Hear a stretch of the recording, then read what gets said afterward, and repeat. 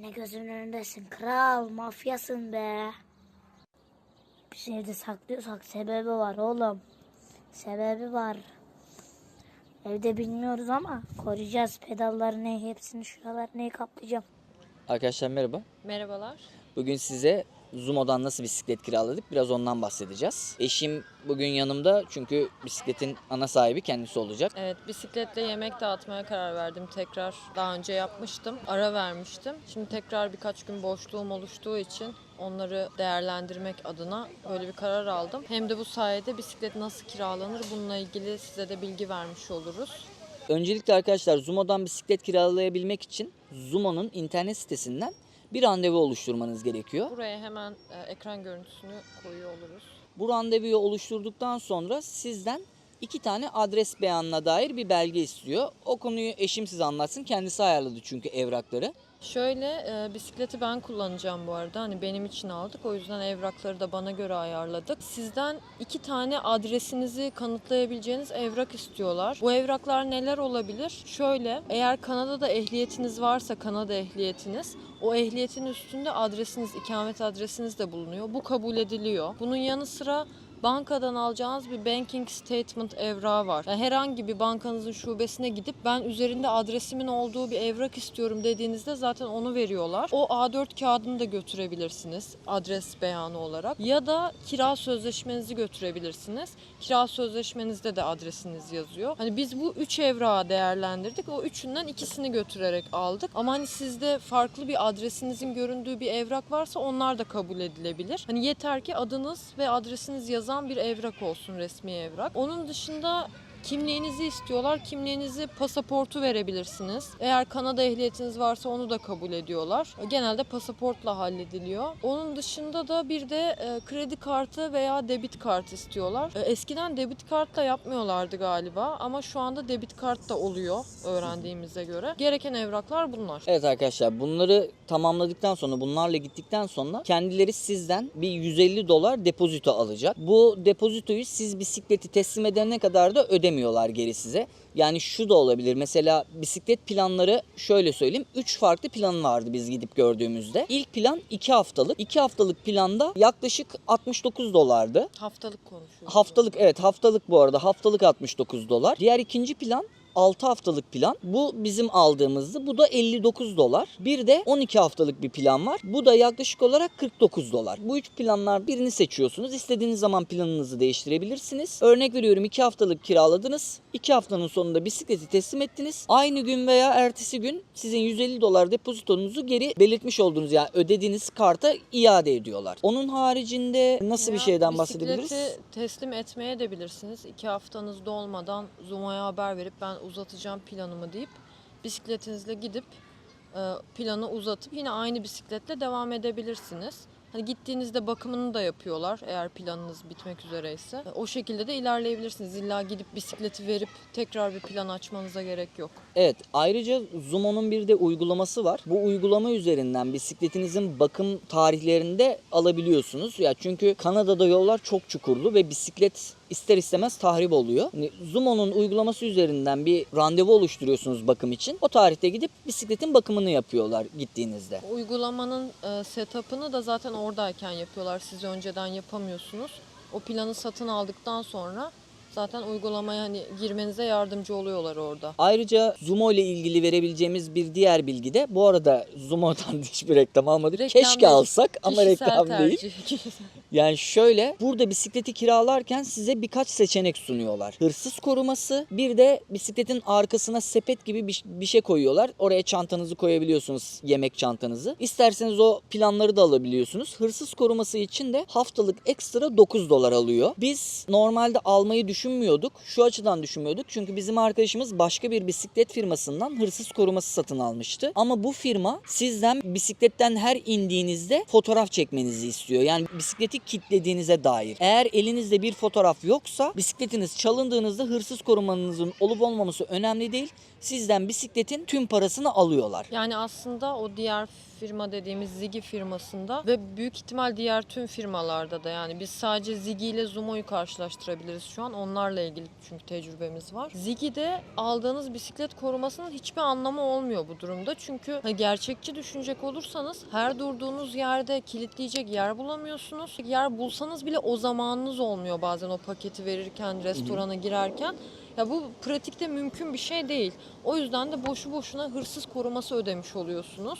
Çünkü yine full parasını alıyor eğer elinizde kanıt yoksa, fotoğraf yoksa. Ben de öyle düşünüp Zumo'da hani görüşürken danışmanla ben hırsız koruması istemiyorum. Çünkü hani kanıt istiyorsunuz ve ben bunu yapamam dedim. Oradaki hanımefendi direkt şey dedi, yani bizde böyle bir şey yok. O sadece diğer firmalara özgün bir şey. Biz kesinlikle kanıt istemiyoruz. Çalındıysa çalınmıştır, hırsız korumanız sizi koruyacak dedi. Ya ayrıca şöyle bir dipnotu söyleyeyim. Kendilerinin bisikletlerinde GPRS varmış. O yüzden hani öyle bir şey istemediklerini söylediler. Hani bisiklet çalındığı gibi zaten GPRS'ten takip edebiliyorlarmış. Evet, yani sizin bir şey yapmanıza gerek yok. Onlar zaten hırsız çalmışsa onlar takibini yapabiliyor. Diğer firmalarda öyle bir uygulama yok. O yüzden bu da hani Zumo'nun bir artısı olarak düşünüyorum. Çünkü burada bisiklet hırsızlığı gerçekten çok fazla. Tahmin edemeyeceğiniz kadar fazla. İnsanların kendi satın aldıkları bisikletler bir hafta içinde çalınabiliyor. Hani korkunç bir hırsızlık vakası var Toronto'da özellikle. Evet, hatta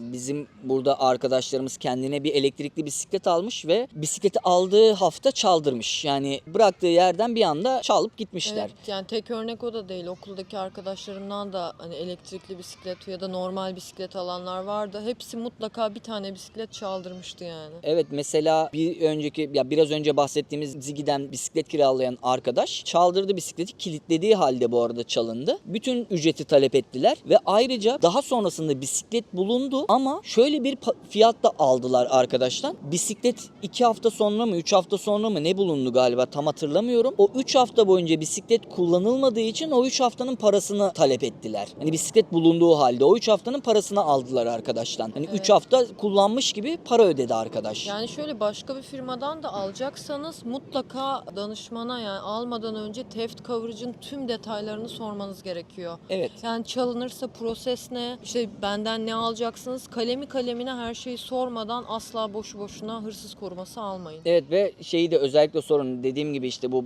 bahsettiğimiz diğer firma sizden her defasında bisikletten her indiğinizde bisikleti kilitlediğinize dair fotoğraflamanızı istiyor. Bu arada bisikleti kilitsiz fotoğraflarsanız kabul etmiyorlar bunu yine de. Yani kilitlemeniz gerekiyor o firmada. Yani şimdi aşağı bırakırım, benim bildiğim 3 tane bisiklet firması var. Daha fazla varsa ben bilmiyorum. O 3 firmanın internet sitelerini aşağı bırakırım. Siz kendinize uygun gördüğünüzde gidip yine konuşursunuz. Yani siz sormadığınız sürece bu detayları söylemiyorlar. O yüzden mutlaka kuruşu kuruşuna hepsinin hesabını, hani sonrasında bu coverage'ın size ne getireceğini mutlaka sormanız gerekiyor. Onun haricinde Uber bisiklet yapmak için ne gibi şeylere ihtiyacınız var? Bisiklet için yani bir tane olmazsa olmaz zaten istiyor Uber her türlü. Çanta lazım. Termal bir çantanız olması lazım yemeklerin korunması için. Yani bu bisiklet firmalarında şöyle bir olanak da var arkadaşlar. Mesela normalde bütün paketler tek bir tane batarya üzerine. Eğer isterseniz ikinci bir batarya da kiralayabiliyorsunuz. Mesela Zumo'da ikinci bataryayı haftalık $19 kiralıyorlardı. Biraz fazla geldiği için Fazla bize. bu arada. Hani biz kiralama taraftarı olmadık. Yani tek bir bataryayla devam edeceğiz yolumuza. Yani şöyle pratikte kullanmış biri olarak şunu söyleyebilirim. Şimdi bataryanızla yola çıkıyorsunuz. Diyelim ki Uber yemek yapıyorsunuz. Şimdi bataryanın bitip bitmemesi, yedeğinizin yanında olması hiç önemli değil. Çünkü telefon şarjınız bitiyor. Evet. Yani zaten batarya ile telefon şarjınız neredeyse aynı anda bitiyor ve eve gelip ikisini de şarj etmek durumundasınız. Hani yedek bataryanız olsa bile hani telefonu şarj etmek zorundasınız ya da ne bileyim mola verip yemek yemek zorundasınız. O yüzden ikinci bir bataryaya $19 vermek açıkçası çok mantıklı gelmedi bana. Ya bir de şöyle, telefonun şarjının bitmesinin bir diğer sebebi de şu. Yani sipariş bekliyorsunuz. Yoğun bir bölgeye gidip sipariş beklerken canınız sıkılıyor. İster istemez telefonda geziyorsunuz. Instagram'a giriyorsunuz, YouTube'a giriyorsunuz. Bu da daha fazla şarjı kullanmanızı sağlıyor. Bunu nasıl önleyebilirsiniz? Eğer bir power bank'iniz varsa yanınıza alabilirsiniz. Hani ara ara oradan şarj edebilirsiniz. Çünkü bazen telefonun şarjı bisikletten çok daha hızlı bitebiliyor. Yani bisikletin örnek veriyorum %40 ya da %50 şarjı varken telefonunuzun şarjı bitiyor. Mecburen eve dönmek zorunda kalıyorsunuz. Bu da biraz can sıkıcı Ya da olabiliyor. Yani şarj aletini alıp herhangi bir Tim Hortons'a girip orada da telefonu şarj edebilirsiniz tabii ama Yani bu da bir seçenek. bu da bir seçenek ama yani her türlü mola verileceği için hani o bataryayı doldurup tekrar çıkmak o kadar da büyük bir yük değil. Hani haftada $19 değecek bir şey değil. Biz değer görmedik yani haftalık $19. Dediğimiz gibi siz araştırırsanız size uygun olan paketi seçersiniz. Yani başka ne gibi bir bilgi verebiliriz? Aklıma gelmiyor ama bir şey var mı aklında bir Ya şey? teknik olarak ben gerçekten bu bisikletin performansını çok beğeniyorum. Kiralık bisikletler olarak düşününce tabii ki yani farklı markaların satın alınabilecek çok daha iyi e-bike'lar var ama kiralanabilecek bisikletler arasında Zumo gerçekten çok sağlam. Yani herhangi bir kasislerde atladığınızda vesaire hani çok fazla hissettirmiyor size ve çok konforlu bence. Yani bilmiyorum. Evet. Çok kullananlar belki konforsuz buluyor olabilir ama Zigi'yi de kullandım çünkü. Ve Zigi açıkçası o kadar konforlu gelmedi bana kullanış açısından. Ya şöyle örnek verecek olursam şöyle bir bilgi verebilirim ekstradan. Ya Zigi'nin birkaç modeli var. Yani bizim arkadaşımızın kullandığı modelinin çalınmasının en büyük sebebi elektriğini normalde bataryasını çalıştırmak için bir tuş var her bisiklette. O tuşa basınca bataryasını kullanabiliyorsunuz. Yani bastığınız sürece elektriğini kullanıyor ve gidiyor. Zumo'da şöyle bir durum var. Eğer ki siz bu bisikletin elektriğini kapatırsanız bisiklet neredeyse kullanılmayacak hale geliyor. Yani tekerlek ağırlaşıyor Evet, ve ilerlemiyor. gitmiyor Tekerlek yani bisiklet. sıkışmış gibi bir his oluyor. Elektrik kapalıyken pedal çevirerek gitmeniz mümkün değil. Evet yani Zigi'nin o bisikletinde yani çok rahat hani normal bisiklet nasıl kullanılıyorsa elektrik kapalıyken de o şekilde kullanabiliyordunuz. Bu da biraz can sıkıcı ama Zumo'nun da şu can sıkıcılığı var. Eğer ki bataryanız biterse ve evden uzakta bir yerdeyseniz yani bu sizin için bir ızdıraba dönüşebilir. Çünkü benim başıma geldi. Gitmiyor bisiklet. Yani yokuş aşağıda gitmiyor, yokuş yukarıda gitmiyor. Ben eve ulaşana kadar kan ter içinde kalmıştım. Yani o çok büyük bir sorun değil bence çünkü zaten ekranda görüyorsunuz hani bataryanın ne kadar kaldığını. Hani kafanızda bir plan oluşturursanız atıyorum hani %20 kaldığında ben eve döneceğim.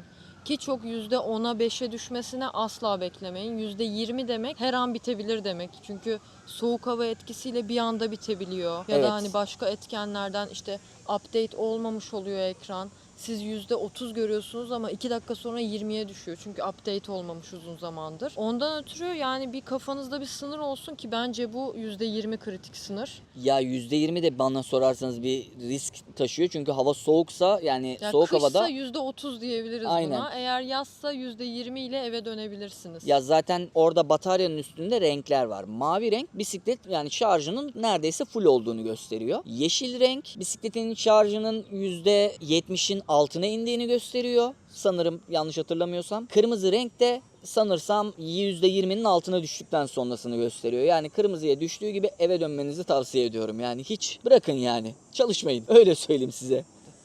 Şöyle arkadaşlar şöyle bir anahtar var size verdikleri. Yani bu anahtarın şöyle bir olayı var. Mesela bu batarya buradan hiçbir şekilde sökemezsiniz bu anahtar olmadan. Yani bu anahtarı buraya sokup açıyorsunuz. Ayrıca şu diğer iki anahtarda hemen arkasında size bu şekilde bir kilit veriyorlar.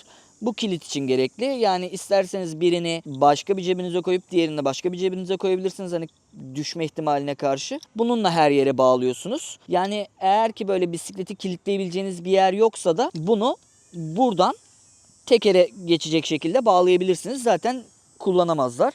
Onun haricinde söylediğim ışık burada. Hani mavi şu an şey olduğunu gösteriyor zaten. Şuradan açıyorsunuz. Şu sarı anahtarı okutmadan açılmıyor bisiklet. Şu an elektriğini açıyoruz. Evet şu an bisikletin elektriğini açtık. Yani bu şekilde kullanılabiliyorsunuz. Şimdi ben bisikletin elektriğini kapatıp yolda nasıl gitmiyor onu göstermek istiyorum size. Şöyle göstereyim. Yani gitmiyor. Ben bütün gücümü veriyorum. Anca bu kadar gidiyor. Yani inip tekrar mesela bu şekilde götürmeye çalışayım. Yine gitmiyor. Gerçekten imkansız gibi bir şey yani, gitmiyor. Yani bu şekilde yokuş yukarı çıkarmaya çalışsanız çok zorluk çekiyorsunuz. Elektriği olmadan çok zor bunu çalmak. Şimdilik verebileceğimiz bilgiler bu kadar arkadaşlar. Bizi izlediğiniz için teşekkürler. Kendinize iyi bakın.